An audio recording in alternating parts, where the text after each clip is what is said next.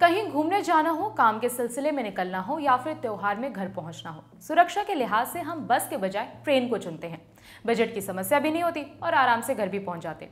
लेकिन फिर अखबारों में आए दिन ट्रेन एक्सीडेंट्स की खबरें छपने लगीं। कहीं ट्रेन पटरी से उतर रही है तो कहीं घंटों लेट हो रही है।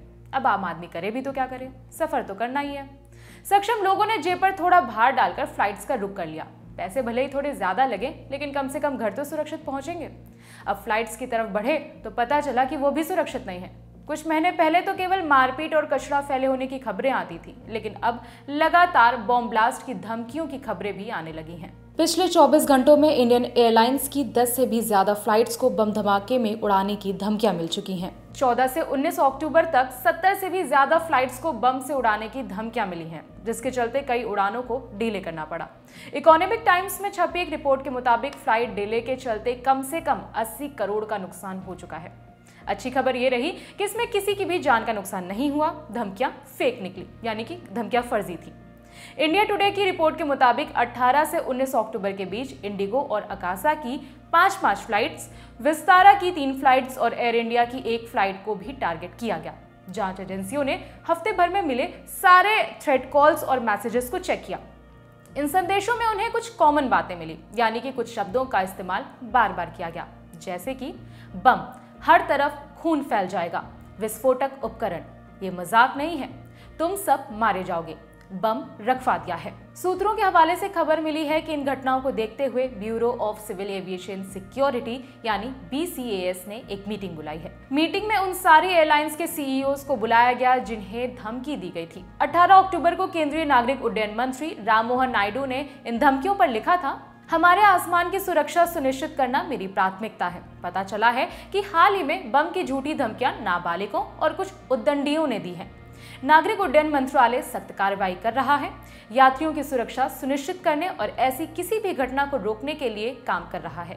मैं व्यक्तिगत रूप से सभी से आग्रह करता हूं कि जिम्मेदारी से काम करिए, एक साथ मिलकर हम इन असुविधाओं से बच सकते हैं। अपने पोस्ट में एविएशन मिनिस्टर ने नाबालिगों का जिक्र किया है। अब इसके पीछे की कहानी क्या है वो भी समझ लेते हैं।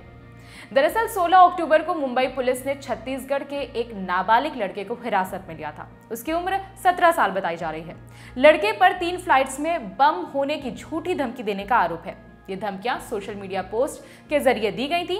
शुरुआती जांच में पता चला कि आरोपी और उसके दोस्त के बीच में पैसों को लेकर कुछ विवाद हुआ था। इसी वजह से लड़के ने कथित तौर पर अपने एक दोस्त की फोटो का इस्तेमाल कर सोशल मीडिया पर धमकी भरे पोस्ट दे डाले।